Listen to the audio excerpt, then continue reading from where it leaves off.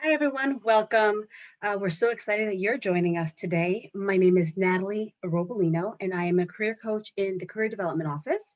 I have been with Yale School of Management for 9 years, where I spend most of my time in the Career Development Office.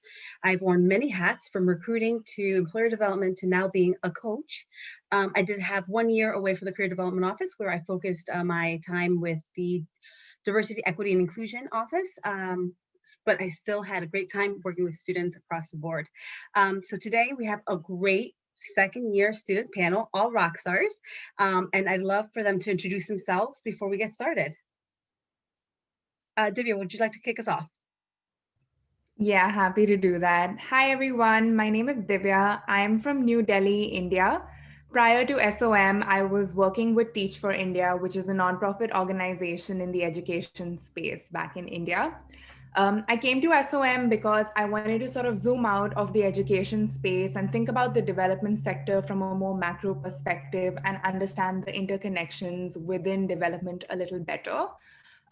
Over the summer, I interned with a social impact consulting firm based in DC called 20 Degrees. We were supporting nonprofits in their financial response to COVID. For full time, I'm really interested to stay in the field of economic development with a focus on international development. Great, Sarah. All right, I'll jump in and then Carrie will let you round us out. Hi, everyone. My name is Sarah. I am a second year. I am originally from North Carolina, but was living in Los Angeles for the 5 years before I started at SOM. My career between college and business school started in DC in international development, working for both a think tank and then a contractor for the US Agency for International Development. And then the 5 years preceding business school, I was working in education in the US for a nonprofit supporting leaders and managers in urban public school systems across the country. My internship this past summer was with One Acre Fund, which is a large nonprofit that focuses on supporting smallholder farmers in sub-Saharan Africa. And I was working in their finance division, but we can get into this later, but they have an interesting combination of farmer revenue, donor streams, and then what I was working on is raising debt. So loans to fund their operations and growth. And I'm not sure what I'm going to do afterwards, but I came to business school because I'm really interested in the governance and funding structures of the public sector and nonprofit sectors. I personally want to work in moving large, complicated, inequitable systems towards equity. And unfortunately, I think there's too many of those both in the US and internationally. So there are lots of options when it comes to where that could land me. But I'm spending my second year thinking about public sector agencies, both in the US and abroad, and we'll see where that leads. Thank you. Great, and I'll round us out. Hi, everybody. My name is Carrie Glenn. By way of background, I went to the University of Chicago for undergrad, where I studied public policy, environmental studies, and political science. And after graduation, worked for a few years in sustainable development research consulting. So working with folks like USAID, the World Bank, the Gates Foundation, to help them understand if their programming was working, and if not, how to improve it. I came to Yale initially actually to attend the School of the Environment to get my master's over there, and was a first year at the School of the Environment when I also applied to Yale School of Management to get my MBA. So I'm a bit of a different perspective. I'm a industry switcher. I'll be going into traditional kind of strategy management consulting. I worked at a firm called EY Parthenon over the summer, and I'll be going back there after graduation, but happy to talk about general skills needed to enter this multilateral or government space, as well as resources you can leverage across Yale and the many different schools here. Great. Thank you so much for your introductions and for taking the time today to share your stories and experiences. To talk a little bit more about the Career Development Office, and I'm a little biased because I think the CDO is a terrific resources for students in the time that you're at SOM. But our goal is very simple: is to support all students during their careers job search. So the Career Development Office has two different, I guess, spaces or teams, sorry. One is the coaching, which I am on. We are student focused. We work with students from day one, actually before they even start class, during the summer to kind of prepare them with resume reviews, cover letter reviews, and throughout the year, fall and spring, with a lot of interviewing skills. We help them with LinkedIn profile reviews and networking skills and so forth. The second team we have is the employer partners team, who really is out facing. They work with organizations and companies with kind of building relationships. Some we have existing relationships with, and then other they are out there just kind of looking for organizations and companies that students are interested in to build new relationships, so that we have a robust company profile for students to really engage with during their time at the School of Management.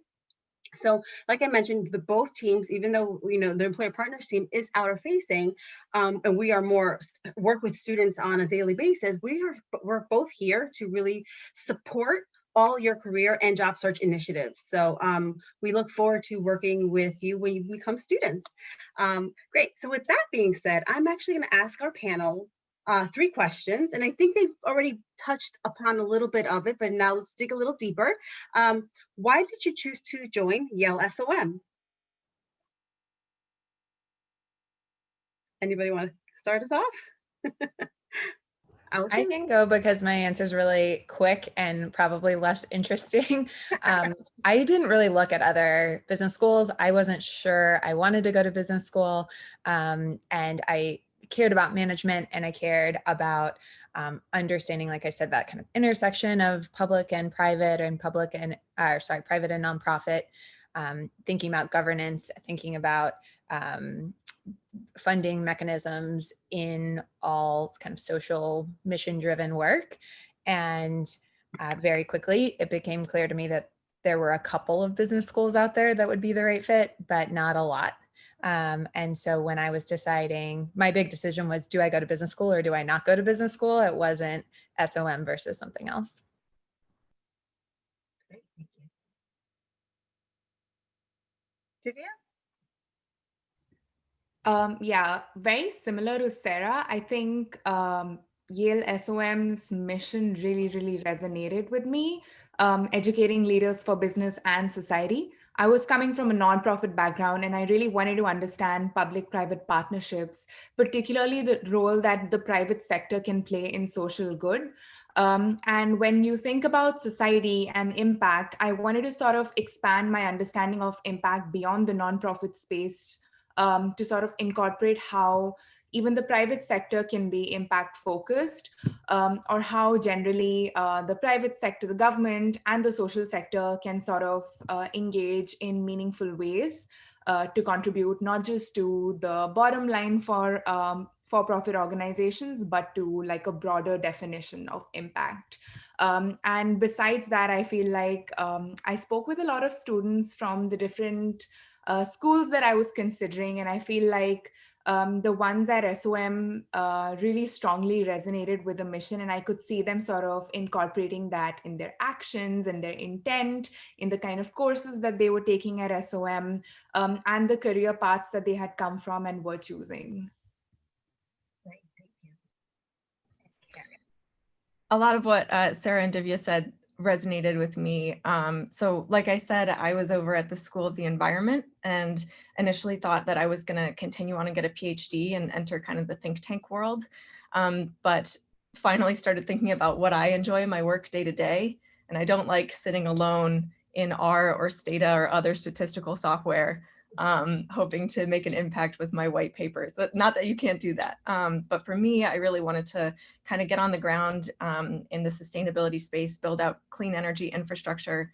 And so for me, that meant business school. And I think Yale is unique in that we have a ton of different joint degrees, for example, from lots of different schools around Yale. So we have folks at the, getting their master's in public health, people who are at the Jackson Institute studying international affairs, people like me from School of the Environment, who bring those kind of diverse perspectives to the classroom.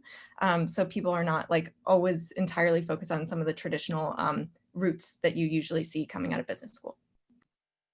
Great, thank you. I just want to jump in and second that. I meant to say that like Carrie is a wonderful example of this, but is not unique in that like in every class you have people who are joint degrees, and in your second year you can take classes. Well, as soon as you get to electives, you can take classes at any of the other schools. And that was something that mattered to me when I was choosing. Awesome, great. Second question, where did you intern this past summer? What are your career goals after graduation?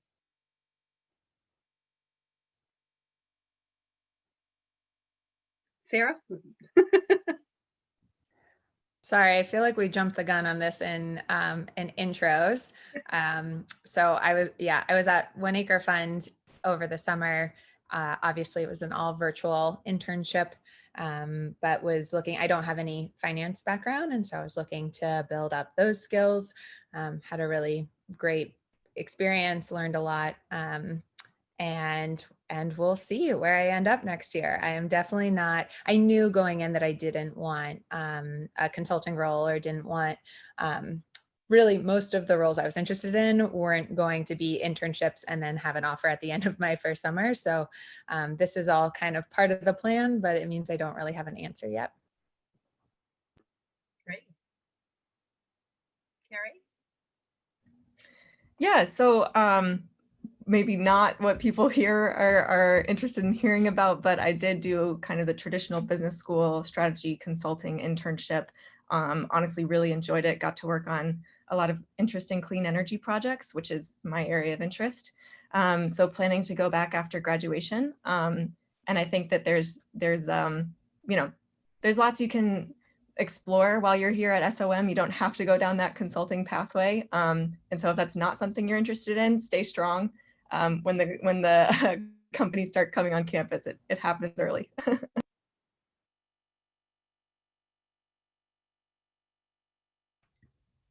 For myself, actually, it was pretty interesting. My original internship ended up getting canceled because of COVID. I was to work with the World Bank, which is a sort of space that I do want to go into upon like graduation. But I'm really grateful to have a network of peers, alumni, and career development advisors here at SOM who really helped me during the whole COVID situation to look for other opportunities. And I ended up getting this internship actually through a professional development club that I'm working very closely with at SOM called the Economic Development Club. So I had been working with one of the alumni who's also closely associated with the club, and she ended up connecting me to the co-founder of the organization I ended up interning with, which was 20 Degrees. It's based in DC. It's a consulting firm, but for nonprofits and social enterprises. And it typically tries to support organizations led by women and people of color. I really enjoyed my work there. It was very different from what I had initially planned on doing. I did have uh, an interest more towards the international development side, but I feel like this internship gave me the opportunity to explore the local economic development space a little better. And coming from outside of the US, I think it was really interesting for me to build that context. Wow, great. Thanks for sharing. And last question, we'll make this brief so we can get into the Q&A part. But please talk about career resources that you found most helpful during your time at SOM. Carrie. Sure. So for lots of different areas that you could be interested in, there tends to be a student club that has guidance from second years who went through it the year before, who know people at the companies or even worked at the NGOs you're interested in, who can help guide you through that process. So for me, that was just a consulting club membership. However, I think there's also something to be said about different professors that you could get to know and their networks. So I've developed relationships with professors who are economists at the School of the Environment who have helped me get to know some of their colleagues. And I've expanded my network that way. And in, situations like when you're recruiting for these, non-traditional business school pathways, I think that networking really means a lot. And so kind of getting out there early, getting to know professors, indicating your interest in these fields is a way to move forward.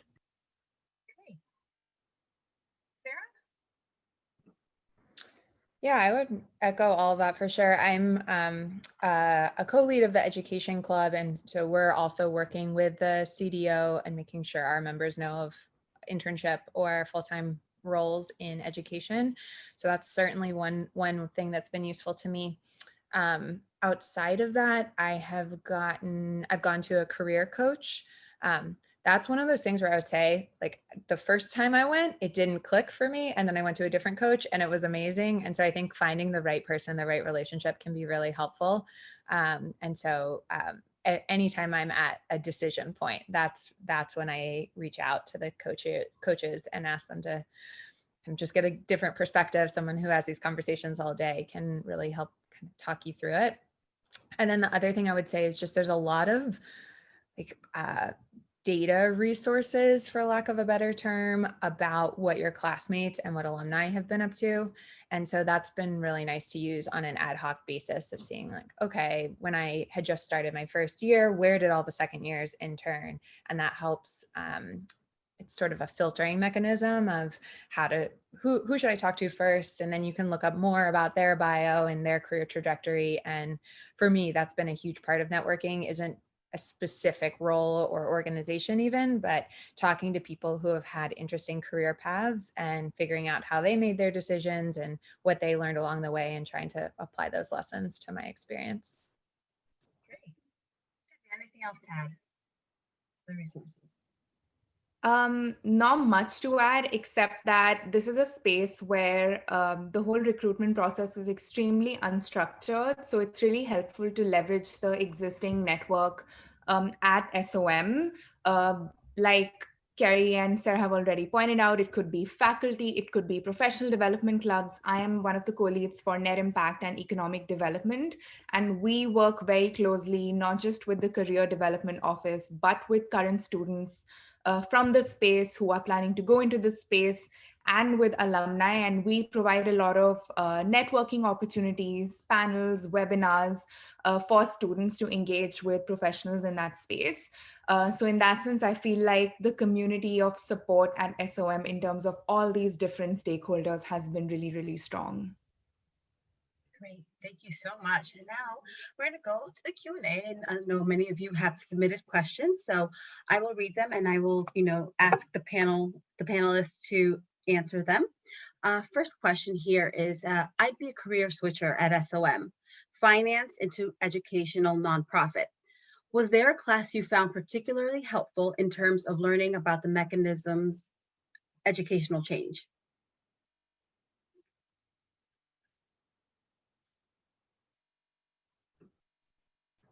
I can try and take this one as a sort of education club rep.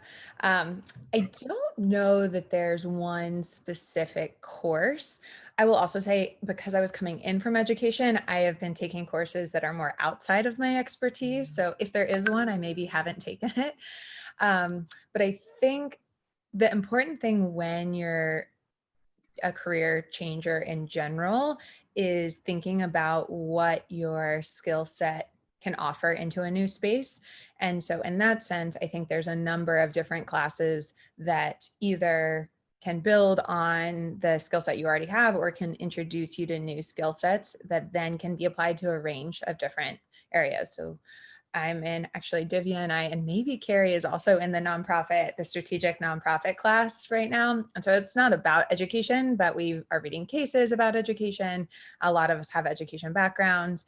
And so I think it's a combination of course content and then also thinking about how to apply, and your fellow students can help you with that, because in any different given classroom, you'll have people who have a wide range of different backgrounds. And so leaning on your classmates to help you kind of envision skills in a new space is really helpful. Great. Carrie, Debbie, any other classes that you think are super helpful? Well, I haven't really taken any education specific class, although if you were to look in the broader Yale, we have a lot of other departments that offer more specific course offerings. And I think that's what I love about being at SOM. It just provides you access to the broader Yale University courses. And as a second year student, we take electives in our curriculum. So that's a great opportunity for people to start deep diving into sectors. But other than that, at SOM, there's another course that, again, Sarah and I took together. I think we've been taking a lot of common electives. It's called Global Social Entrepreneurship. And in that, we were actually working as student consultants with social enterprises in a partner country. And that course typically has projects, of course, across the entire development sector, but I do know there were some projects in the education space as well. And it was really interesting for the students to sort of apply their class learnings to projects in the education space with social enterprise partners. And I don't have any particular expertise in education, but one thing I would flag for this particular individual is the Broad Center at Yale, which is a new initiative or new center that was established at SOM related to education and education initiatives. I don't know a ton beyond that, but definitely worth a Google search. And if you do come to Yale SOM, it could be as simple as emailing the faculty who are closely involved there and asking to discuss your career goals and what kind of courses that you should take to become a leader in that space. Awesome, great, thank you. So second question I have here, sorry, could you elaborate on your experience working with Yale SOM's career advising within the nonprofit space, especially when business school recruiting heavily leans towards finance and management consulting? What was one of the things you would like to be, what was one of the things you would like to be improved based on your experience?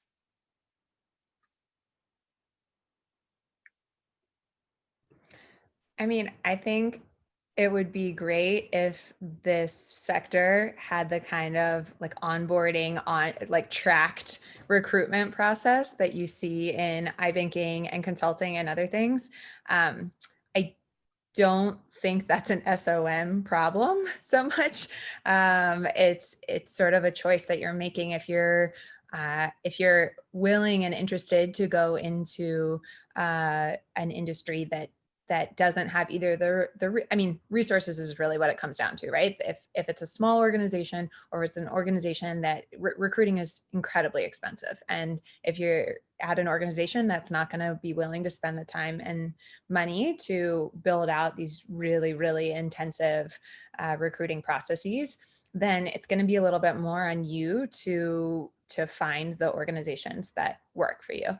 That can be really exciting and fun, and I will happily pitch why that's an amazing path to take.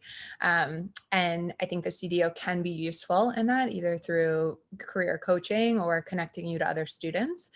But I wouldn't lie and say that, yeah, if you come to SOM just because other people are interested in this, it'll be super easy to, sit back and follow steps 1 through 10, and then you'll land yourself a job. I think it's much less linear in these spaces. And so you have to be willing to take that on and have that be part of your experience. That's right, Sarah. I think that's one thing to talk about business school. I think it's very common for students to pursue the consulting world, the finance world. So if you're looking for other spaces outside of the traditional career or job search path of a business student, like Sarah said, it is a lot more of your own legwork, but the CDO is here to help you navigate those unstructured paths, if you will. So make sure that do not come here if you're interested in this space, in this nonprofit education government space. Stay with it, right?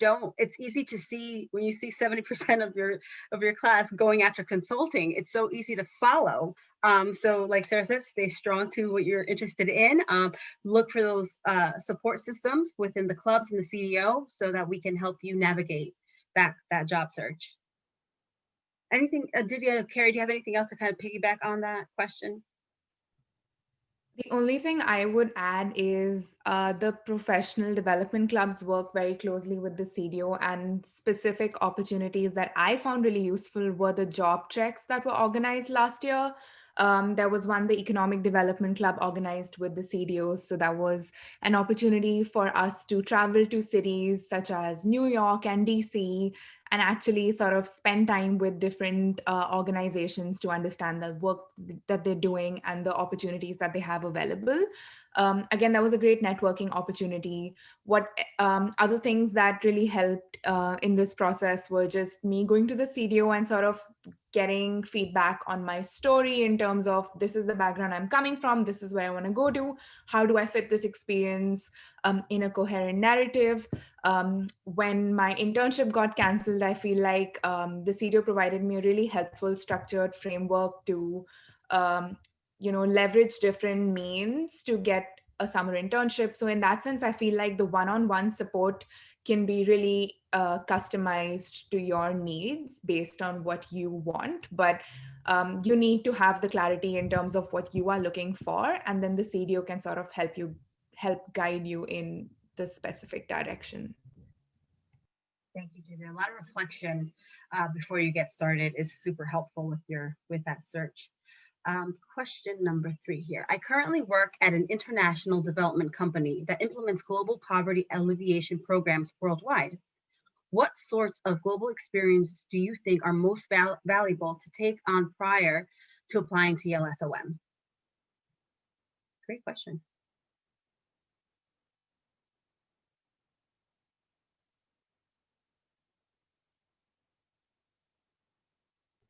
I am just going to jump in and say that I did not have any global experience prior to SOM. However, I came in with the intent of getting that kind of a global experience. And that was one of the things that attracted me to SOM as well.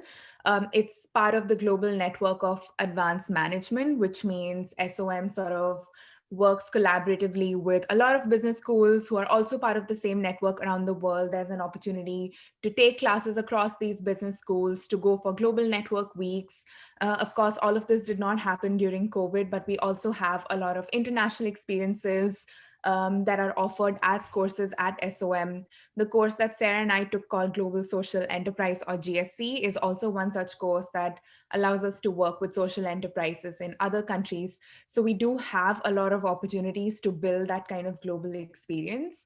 And it's not necessary to come with that experience before business school. Great.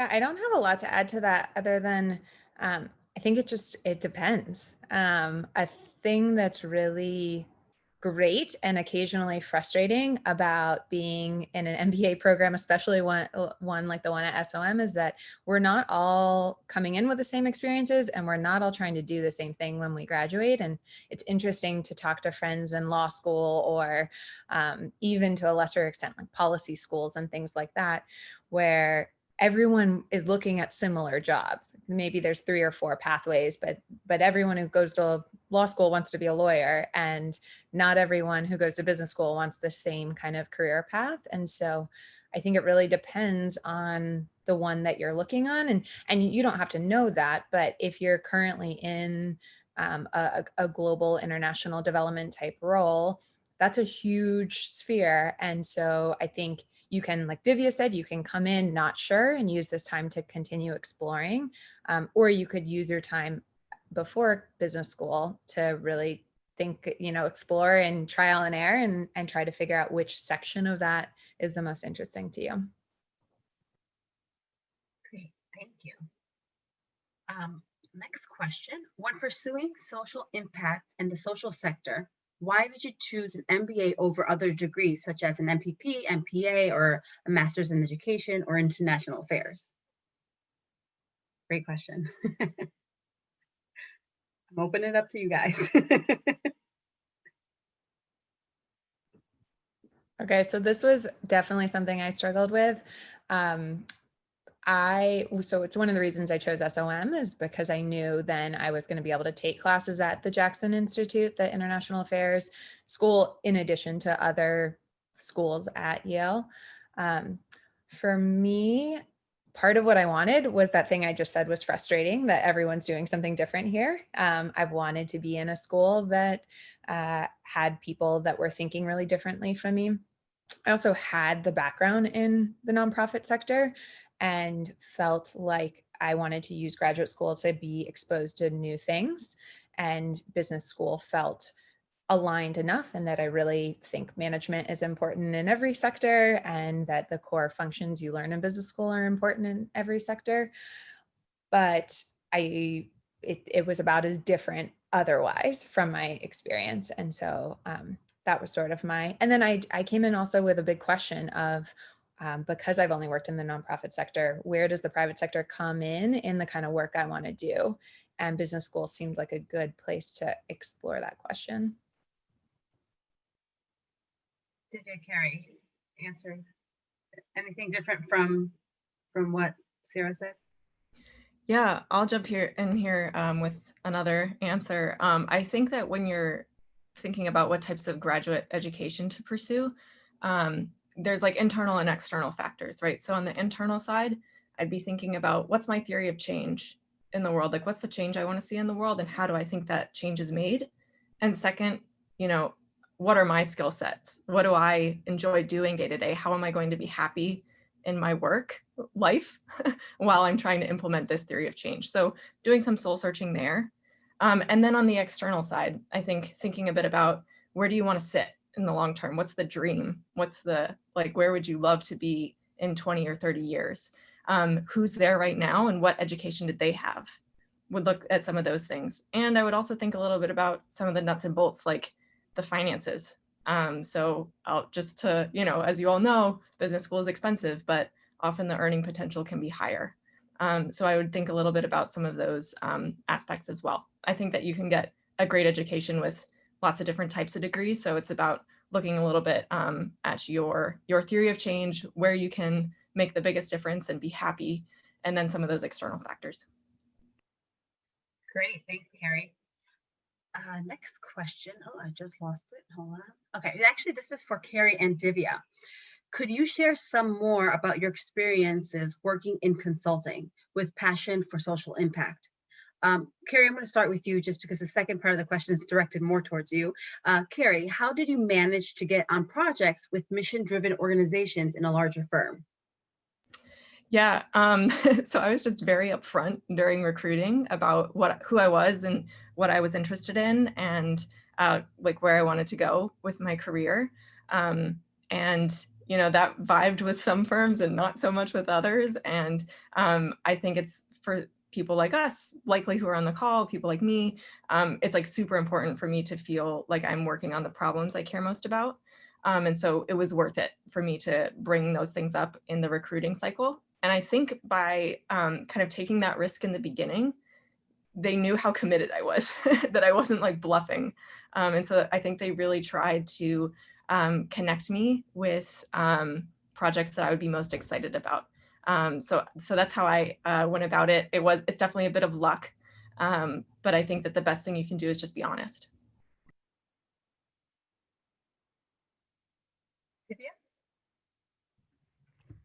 I didn't plan to go into social impact consulting. It just happened over the summer. But I really enjoyed it. And I've also done some social impact consulting work at SOM. I think what attracted me to it was the idea of supporting individuals, organizations, and communities to access their potential. And social impact consulting doesn't have to be the only way you do that. It's one of the ways, but I've always sort of envisioned my role as an enabler of social change, and that could be at any level, at an organizational level, at a government level, at a community level, whatever. And I feel like social impact consulting sort of helped me do that with organizations whose missions I resonated with. Great. When you arrived at SOM from the public social sector, how did you go about identifying transferable skills and working to fill those professional gaps? Great question.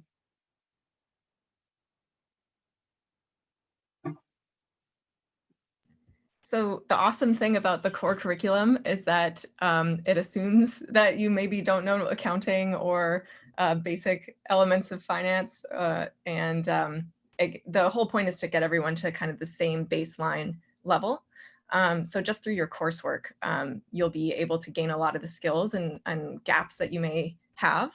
And I think then it becomes more about, thinking about what are the key areas that I need to continue to hone through additional extracurriculars or extra classes.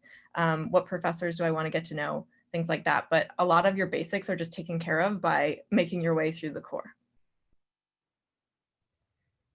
And just to add to that, I feel like I do want to challenge the notion that the public and social sector don't give you a lot of skills and expertise to take up roles across other sectors. I was really, really nervous when I came in from a nonprofit space. I thought that I don't know anything about running businesses. How am I going to survive business school? But quite early on, I realized that a lot of the skills that I had picked up in my job were transferable, like working in teams, planning and strategizing, setting big goals and working towards them. And the more detailed concepts, as Carrie mentioned, was stuff that you could pick up easily through the core curriculum. But I would say that a lot of this answer also depends on where you ultimately want to go, and then sort of identifying both the hard and the soft skills that are needed to get there, and really reflecting on what your prior experience has already set you up for, and what you need to build will also help you pick electives later on at business school. Yeah, I would echo that. I think you likely will come in not knowing everything, and you will definitely come in knowing something. And the sector that you're coming in from doesn't have a lot to do with that. It's the work you've been doing before you got here. In the Career Development Office, we offer programming, like I mentioned earlier, during the summer before you arrive to SOM, and early fall to go through self-reflection assessments, work on your resume, working on your story. And the more you talk about what you're looking to focus on, and the more you talk about what you've done previously, it starts to come together, and we start to identify transferable skills and how we can apply that to your new focus, your new career focus. So there's academics, there's CDO, there's a ton of support to help you kind of identify and really prioritize those skills. Okay. Aside from the world famous pizza, what do you like and dislike about New Haven, and how has the community enhanced your graduate education experience? Oh, fun question. I really like New Haven. I wasn't sure about it, but I have had a really good time here for the last year or so. I think there's really good green space. If you like that, now that COVID is happening, we all like that. So that's been really nice and helpful. It's a nice neighborhood kind of vibe. A lot of graduate students live in the same neighborhood that's really close to SOM. So even now with more online classes and fewer opportunities to formally meet in person, I live like 1 block away from a street that if you just stand there for 5 minutes, you will definitely run into your classmates because everyone's walking up and down. And so that kind of community, I think, is really nice, even just still in the SOM bubble. And then outside of it, there are lots of great organizations here. The school is really looms large in New Haven, which I won't say all of the relationships between New Haven and Yale are positive, but it is really easy to connect with local organizations because there's some connection, there's some groundwork laid already. And so whether it's doing social impact consulting club projects or volunteering or just taking advantage as a customer or a citizen I know we've had like students at city hall meetings and things like that. And so I think the pizza's fine. And I think the rest of it's a pretty nice place to be. And frankly, better than most places during COVID, as far as I'm concerned. Great. Sarah, controversial saying the pizza's fine. But yeah, I'm a fan of the pizza.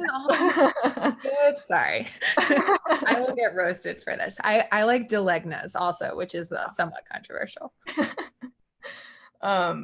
I'll just say about New Haven, definitely a smaller city. So if people are coming from New York or Boston or Chicago, it would be a bit of a culture shock. But what I like about it is that it's an hour from lots of things that I want to do. So during the week, everybody's here. No one's like going, seeing friends from other time periods of their life. They're, you're here, you're in the community, you're getting to know each other. But on the weekends, you have, New York's an hour away, or the Berkshires are not too far off, depending on what flavor of recreation you're into. So I think that that's something that's really nice about New Haven. All right. Next question. Is it possible for students to recruit for both consulting and the government sector? How difficult is it to juggle those two recruiting processes? Ooh, great question. Carrie, I feel like this is all you. I didn't want to cut you out. No. Well, I was all in on consulting. I will say that consulting recruiting is like pretty consuming. It's a lot of work. And so you don't have a ton of time for other things, but I absolutely think that if there's, two tracks that you want to go down, people always do that. Some people will recruit for consulting and iBanking, which is nuts to me, but people do it and they make it happen. So absolutely don't think that there's a reason you can't. Yeah, the CDO, we encourage a parallel job search. But like Carrie said, consulting recruiting is very time consuming. So prepare to have that be kind of your soul. I give a lot of credit to those who do juggle the IB and consulting. We don't typically recommend that, but parallel job searches are definitely something that we encourage. One thing I'll say is depending on the government job that you're thinking about, the timing can be really off. And so that can be tricky. And the people I've seen juggle it well have thought more long-term than just landing an internship. And so are thinking about, okay, maybe I want to get the consulting internship, but then I want to start longer term conversations about moving into government, or the inverse of saying, I really want to get experience in the government. And a lot of those roles are not going to be posted until after you would have already had to apply. And in some cases, accept jobs from consulting. But you can always re-recruit for consulting your second year, which a lot of people also do. So the timing makes it, I think, trickier. The workload definitely makes it tricky. I think the timing makes it even trickier. But the way I've seen people solve it is thinking more long-term about kind of the mosaic of different experiences they want, and not focusing so like laser focused on just the internship. Sarah, can you just elaborate very brief on what that timeline looks like? We all know consulting is very early, but when you mentioned that there's some spaces that could be tricky, can you talk a little bit about that timeline? Sure, I can try. So I think there are a number of more formalized like fellowship type roles in nonprofit and government work. And some of those are earlier, where you'll be applying to them in the fall or the early winter. But a lot of organizations don't, for lack of a better term, get their act together until a few months before they want their intern to start. So that's going to be optimistically January, more likely February or March. My internship that I did at One Acre Fund, which is a nonprofit, but is an 8,000 person, $80 million nonprofit, they posted in April, I think, and I wasn't hired until after classes were over in the spring. So because of that gap, you would have definitely already had to commit to a consulting job before April. And so that would be, that's the gap I'm thinking about. And then there's, that was my personal experience. There are lots of roles that were posted in January, February. Obviously, our experience was really impacted by COVID. So the roles I was looking at in February didn't exist by April. So there was some shifting that hopefully you won't have to do. Thank you. Yale often highlights being the most integrated MBA program with the rest of the school. How would you as a student describe this integration between SOM and the rest of Yale?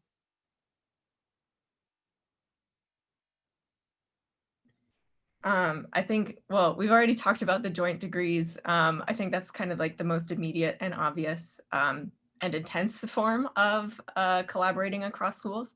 But that's not to say you can't, do that without completing an entire additional degree. I know that there are lots of opportunities for Yale SOM students to get involved in all different types of projects and initiatives across all different schools, depending on whatever your interests are. And in fact, they're often interested in having kind of that MBA skill set or MBA lens to add some additional perspective to some of their projects. So I'll just keep it at that and let Divya and Sarah also contribute. Just to give you some context, I'm actually taking 3 non-SOM courses this semester, one with the philosophy department, one with the computer science department, and one with the economics department. And I'm also working as a research assistant for a professor of political science at Yale. So I just want to say that I can't speak for other business schools, but for Yale, I've never felt like being at SOM has sort of stop me from accessing other things across Yale. All I've had to do is just write to the professors whose work that I'm really interested in or whose courses I'm really interested to take. And I've almost always received a positive response. And in that sense, I've really felt that close integration across school, across university. And it's not just about SOM students accessing courses outside of SOM, but it's also students from other schools taking SOM classes. A lot of our electives have students from the School of Public Health, from the Jackson Institute, from the School of Environment, so many other schools. I remember the course I took, Global Social Entrepreneurship. In my team, I had people from the School of Public Health, the School of Environment, Jackson Institute, and I'm pretty sure there was another school. I think there were more non-SOM students in my team than SOM students. So in that sense, I feel like both at SOM and outside in other schools, you're constantly sort of getting to work both from an academic standpoint as well as from a professional standpoint with people from all over the university.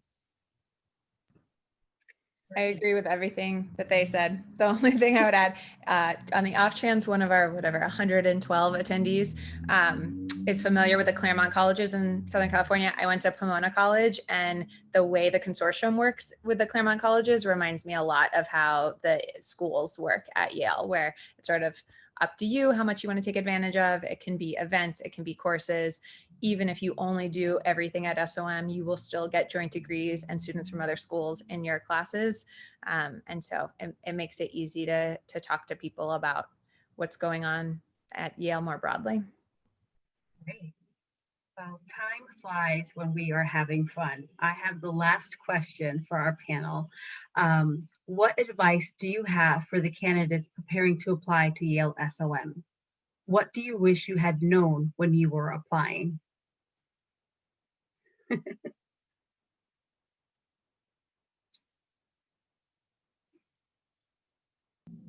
I think Carrie alluded to that a little bit in the personal theory of change piece. Applying to business school is a big commitment, both in terms of time and money. So you really want to think about it very carefully in terms of how it fits with your short-term and long-term goals. If you have identified that an MBA is the right degree for you, then I would say spend some time really thinking about how a school's culture, mission, course offerings, and other offerings sort of fit in with what you want to be doing, what you want to be building, what are some of the things you personally value. For me, I feel like it was really important, besides the impact side, to be in a close-knit collaborative space. And I also therefore looked very closely at the culture that a business school has. So really reflect on what you really value, what you really want out of this experience, and then sort of try to align that with which school or which program fits most closely. Sarah, Carrie, any last parting thoughts? We've touched on a lot today, but do you want to give you the last? Yeah, I think Divya hit the nail on the head with that. I think it's just absolutely important to articulate why SOM and why now. And I think that involves hours of self-reflection and conversations with other people. And although maybe you would have a 30-second answer to why SOM, you can tell when someone's, thought about that for many hours. And for any program you're applying to, thinking through where you want to go, who you want to be, what kinds of changes you want to make in the world, and what would make you happy, that's only going to pay off and help you find the best fit for you. Yeah, I really agree with all of that. I think making it less, I think you need to know enough about the school to know if it's worth applying to, but it's a huge investment. It's 2 years of your life and a ton of money. And if you spend your whole search only studying the school and not thinking about yourself and where you want to be in that, then you could very easily end up at the wrong place for 2 years. And that would be a huge waste of your time and money. And so I think really thinking about yourself and what you want. And in doing that, if you've really done the legwork and that, then that will make it easier for the admissions office to tell if you're the right fit, and their job is to know the school, and so they can bring that to the equation. And then ultimately you make your final decision, and it'll be a lot easier if you've already spent a lot of time thinking about it. Awesome. Thank you so much to all of you who've tuned in. I hope that we found our panel super helpful. I mean, these are great rock stars here. Thank you, Divya. Thank you, Sarah. Thank you, Carrie, for taking the time and sharing your experiences and wisdom. I hope everyone has an amazing day or night. I'm not sure where you're calling in from, but have a great one. Bye.